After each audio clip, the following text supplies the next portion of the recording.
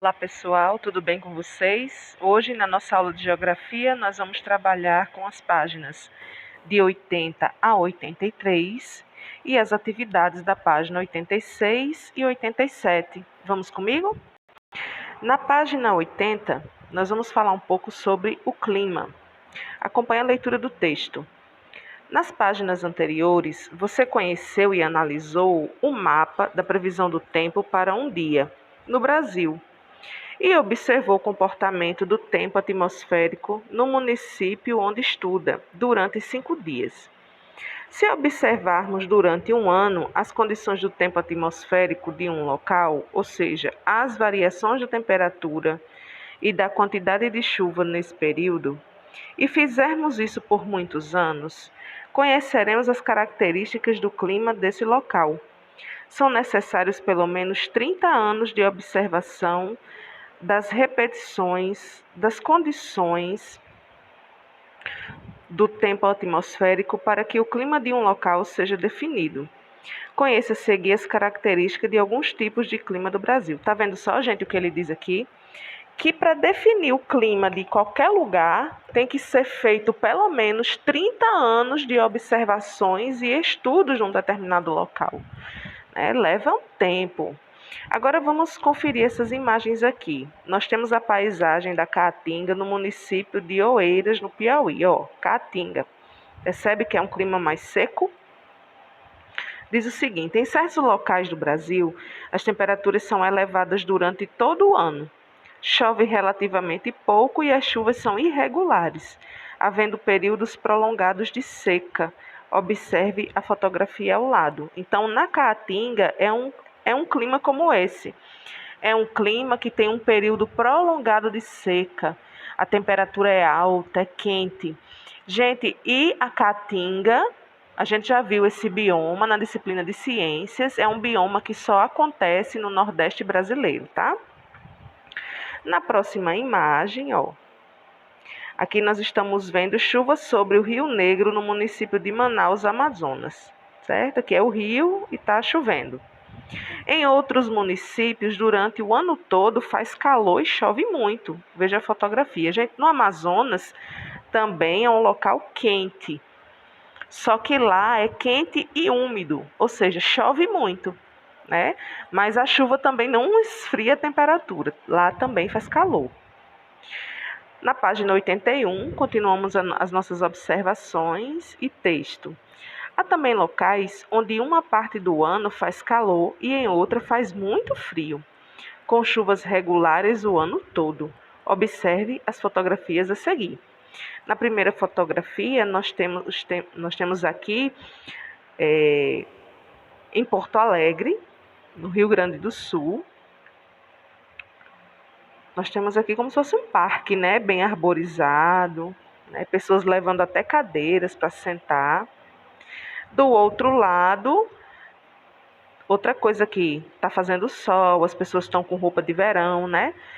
Nessa outra imagem aqui, nós vemos as pessoas andando, né, na cidade, mas todas estão bem agasalhadas, né? O que faz com que a gente entenda que nesse período aí dessa foto estava fazendo frio.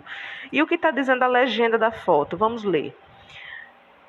Fotografias do município de Porto Alegre. É possível observar pessoas usando roupas leves em fevereiro com o tempo quente. À esquerda, que é essa foto aqui, não é, gente? E pessoas bastante agasalhadas em maio. Maio é um período de chuvas, né, lá, para se proteger do frio à direita. Fotografias de 2013 e 2014, respectivamente. Em muitos municípios do Brasil, faz calor praticamente o ano inteiro. Chove bastante em alguns meses e poucos nos demais. Época de seca. Veja as fotografias. Nós temos a primeira fotografia. Aqui diz que essa foto é no município de Paconé, no Mato Grosso, tá? Você vê aí um terreno alagado, né? Tudo verdinho. E aqui, o mesmo local no mês de fevereiro, no período de... Perdão, gente. À esquerda, trecho do município de Paconé, em fevereiro, no período de chuva. Então, essa foto aqui foi tirada no período de chuvas, tá? quando os rios ficam cheios. À direita é o mesmo trecho em setembro, no período de seca. Então, aqui é o mesmo período, o mesmo local, só que no período de seca. Veja a diferença, gente, na seca, como fica o local e quando chove. Que diferença, né, gente? Quando está seco. Quando os rios recebem menor quantidade de água, certo? Muito interessante essa imagem, né? Essas características do tempo que observamos ao longo dos anos e que geralmente se repetem ano a ano, definem o clima de um local. O clima pode ser úmido e quente, frio e seco, quente e seco, com o período do ano chuvoso e outro seco, entre outros tipos. Geralmente as variações de temperatura e de quantidade de chuvas em um mesmo local ocorrem conforme as estações do ano, verão, outono, inverno e primavera. E aí nós temos uma questão. Como é o clima no município onde você vive? Aqui em Natal, gente, onde nós vivemos. Como é o nosso clima? Nossa cidade, também por ser próxima ao litoral, ela é uma cidade de clima tropical, ou seja, é quente, mas também é úmido, porque nós temos ocorrências de chuvas várias vezes ao longo do ano, tá? Na página 82, vamos falar um pouco sobre formações vegetais. Os diferentes tipos de clima determinam o desenvolvimento de diferentes tipos de vegetação. Então, gente, cada clima vai ter um tipo de vegetação específica, porque as plantas elas precisam estar adaptadas àquele clima. Por exemplo, uma planta que se desenvolve muito bem na seca, será que ela vai se adaptar a um terreno alagado? Uma planta que se desenvolve muito bem no frio, num clima mais frio, com muita chuva, será que ela vai conseguir sobreviver numa região de seca, que não chove e faz muito calor? Então é isso que nós vamos ver aqui, tá? Nessa parte da matéria de hoje. Vegetação ou formações vegetais é o conjunto de plantas que nascem e se desenvolvem naturalmente em um local. Outros elementos, como o solo e as formas da superfície terrestre, o relevo, também influenciam na diversidade de tipos de vegetação existentes. O Brasil possui uma vegetação bastante diversificada, vamos conhecê-la? Nós temos a caatinga. Gente, esse trecho de geografia é uma matéria do livro de geografia, porque em geografia a gente vê clima, vê relevo, vê vegetação. Mas isso que nós estamos estudando hoje também faz parte dos biomas brasileiros. Então a gente já viu isso em ciências e estamos revendo em geografia, tá? A caatinga é a vegetação que predomina em locais de clima quente e com chuvas irregulares ao longo do ano. As plantas desse tipo de vegetação são, em geral, de pequeno porte e possuem folhas pequenas, alongadas e espinhosas. Dessa forma, a superfície de transição é menor, fazendo com que percam menos água. Algumas espécies conseguem armazenar água, outras perdem as folhas nos períodos de seca. Apesar de sua riqueza vegetal, que abriga muitos animais, a caatinga tem sido bastante devastada, substituída por áreas de cultivo, pastos e cidades. Olha aí, gente, como é a vegetação da caatinga. Essa foto foi tirada no município de Lagoa Grande, em Pernambuco, no ano de 2015. Quando você olha para a foto, você sente que aí está seco. Mesmo tendo alguma planta ainda verdinha, você olha para o chão, sente que o clima é mais seco, né? Só de olhar para a foto. Aqui nós temos os campos, tá? Quando a gente vê biomas brasileiros, a gente não vê esse nome campos, né? Mas a gente vê os pampas, tá? Os campos são formados por plantas rasteiras, gramíneas e poucas árvores de pequeno porte. São encontradas em regiões de clima com chuvas bem distribuídas ao longo do ano e temperaturas mais baixas durante o inverno. No Rio Grande do Sul, a região de Campos é denominada pampa. As áreas com vegetação de campos são favoráveis à criação de gado. Recentemente, essa formação vegetal vem sendo devastada para a expansão de áreas de cultivo como como de soja. Olha aí como é o campo. Você percebe que tem poucas árvores, né? E está sendo também devastado, viu, gente? Todas as florestas do Brasil, seja amazônica, Mata Atlântica, a Caatinga, o Cerrado, o Pampa, o Pantanal, gente, está tudo sendo devastado, infelizmente. O que colabora para o aquecimento, viu? Página 83, o Cerrado. A vegetação de cerrado é formada por plantas rasteiras, arbustos e árvores com tronco e galhos retorcidos e cascas grossas, adaptadas às queimadas naturais que ocorrem nos períodos mais secos. Então perceba que no cerrado é normal que aconteçam queimadas, agora queimadas naturais, que quando é o período de seca, quando as folhinhas ficam mais secas e o calor muito grande, é natural que hajam queimadas, tá? Mas o que está acontecendo hoje em dia é que nessas localidades também estão acontecendo as queimadas criminosas, né? Provocadas pelos seres humanos, tá? O aspecto desse tipo de vegetação é bastante variado, ora com árvores de grande porte, bem próximas uma das outras, ora com árvores menores e arbustos que crescem entre elas. Predomina em locais onde faz calor a maior parte do ano, com um período chuvoso e outro seco. Olha aí a imagem, ó, vegetação de cerrado no município de Alto Paraíso de Goiás em 2016, tá? Essa formação vegetal possui grande diversidade de plantas e nela vivem diversas espécies de animais, muitas delas só encontradas no cerrado. Atualmente, porém, elas correm risco de extinção por causa do desmatamento que ocorre para ocupação com áreas agrícolas, pastagens e para a produção de carvão vegetal. Mata de araucária. A mata de araucária é uma formação vegetal na qual predominam árvores, sobretudo o pinheiro do Paraná, também chamado araucária. Apresenta pequena variedade de espécies adaptadas a um clima com chuvas bem distribuídas ao longo do ano e temperaturas mais baixas nos meses de outono e inverno, do final de março ao final de setembro. Esse tipo de vegetação foi praticamente destruído ao longo da história do Brasil. Olha só, gente, que pena, né? Sobretudo em virtude do aproveitamento da madeira para a fabricação de móveis e para a construção civil. Mais uma vez, a urbanização destruindo, né, o meio ambiente.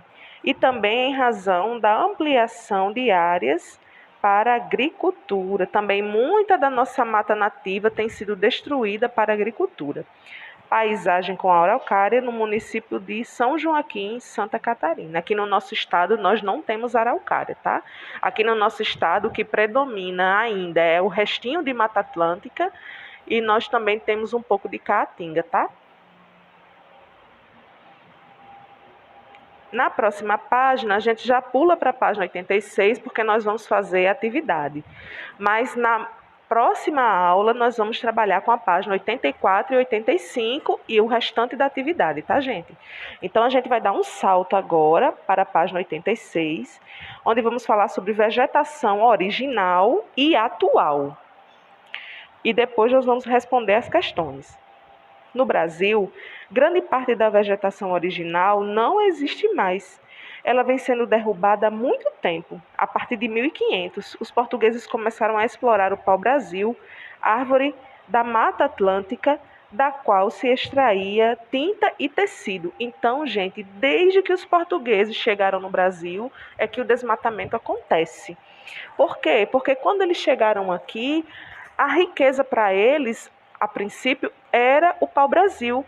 E os próprios índios ajudaram a fazer esse desmatamento do pau-brasil naquela época, tá? Que eles ganhavam muito dinheiro com o pau-brasil. Continuando no texto. Desde então, a vegetação de todo o país vem sendo derrubada para a formação de cidades e o desenvolvimento das atividades como agricultura, pecuária, mineração e indústria. Observe o mapa. Aí aqui em cima ele explica o que é vegetação original. Vegetação natural que não sofreu alteração e que cresceu naturalmente sem a interferência humana. Aqui nós temos o mapa, né? Número 1 aqui, ó. Brasil, vegetação original. Então, nesse mapa, vai mostrar para a gente o que tinha originalmente de vegetação no Brasil. Aqui nesse verde mais escuro é a parte onde tinha a floresta amazônica. Ainda existe floresta amazônica? Sim, mas boa parte dela já está foi desmatada, então não está em toda essa área verde escura mais. A área da floresta amazônica agora é menor. Nesse verde aqui mais claro, né, ao lado do verde mais escuro, a gente tem um verde um pouco mais claro. Nós temos aí a vegetação de cerrado. Aqui, ó, na legenda tem dizendo todas as cores e depois vocês observem no livro de vocês. Nessa parte amarela, quase laranja, é a caatinga. Então, vocês percebam que o nosso estado está aqui, ó, RN, e nós temos boa parte do Rio Grande do Norte com caatinga. Apenas o litoral do Rio Grande do Norte, da Paraíba, litoral do Ceará, o litoral de Pernambuco, é esse lilazinho. E esse lilazinho aí, nós temos uma área de mangue, tá? Aqui não fala, gente, mas aqui tem uma área de Mata Atlântica, tá certo? Ele colocou a Mata Atlântica aqui como sendo apenas Alagoas e Espírito Santo, tá? E Rio de Janeiro ele também colocou como Mata Atlântica, mas nós temos aqui, em Natal mesmo, tá? Essa área costeira aqui que ele colocou como mangue, nós também temos a presença de Mata Atlântica, ainda temos, tá? Muito pouco, mas ainda temos. Aqui embaixo, onde tem essa área roxa, né, são campos, que eles chamam de pampas, e os demais vocês vão observar aí no mapa, tá? Agora vamos responder a questão de número 1. Com base na observação do mapa acima, qual é a vegetação que ocupava a maior parte da área do território brasileiro? O que nós temos, o que nós tínhamos, né, quando os portugueses chegaram aqui, de vegetação? Qual era a cor que mais aparece? Eu acredito que seja essa verde escura. Aí vocês vão olhar aqui na legenda o que é e vão escrever aqui como resposta na questão de número 1, tá? E na nossa última página de hoje, a continuação da atividade, né, a página 87, diz o seguinte: veja agora o mapa da vegetação do Brasil no início do século 21.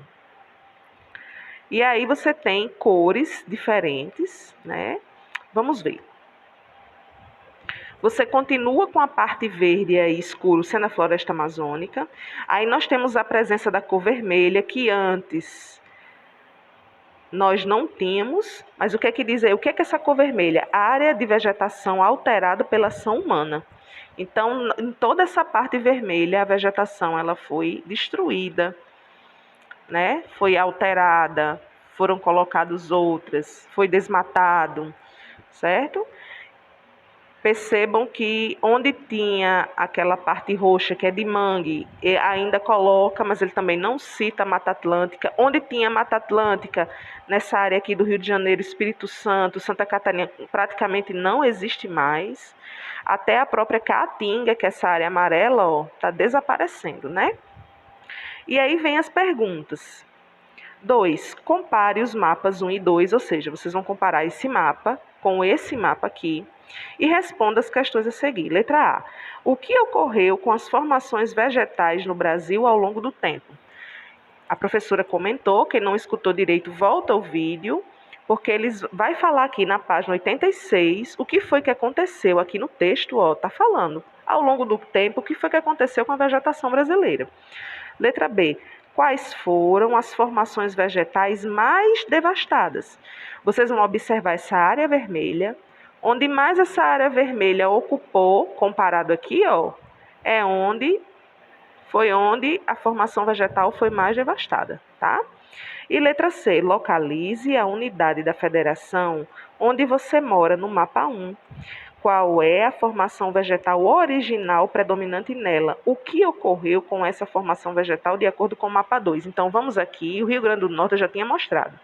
Está aqui o RN. Originalmente, aqui no mapa diz, mas a professora discorda do mapa, porque nós temos aqui também originalmente uma faixa de Mata Atlântica e o mapa não traz essa informação.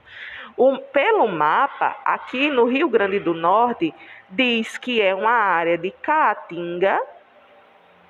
Isso aqui já é uma parte da resposta, tá, gente? E também nós temos essa faixa rosa, que é uma área de mangue. Nós temos mangue e caatinga, mas também nós tínhamos Mata Atlântica. Ainda temos, viu? Mas pelo mapa, está dizendo que o Rio Grande do Norte, a vegetação original dele era de muita caatinga e uma faixa de mangue no litoral, certo? E aí a pergunta diz o seguinte: essa é a primeira resposta da letra C, tá? A professora acabou de falar. E a segunda pergunta: o que ocorreu com essa formação vegetal de acordo com o mapa 2? Aí você vem, Rio Grande do Norte aqui. O que foi que aconteceu? Boa parte foi devastado, né? Devido ao crescimento das cidades, para as construções, para as plantações. Aí você vê o nosso estado, boa parte dele pintado de vermelho, porque houve alteração nessa vegetação. Tá bom, gente? A gente fica por aqui. Até a próxima aula, se Deus quiser.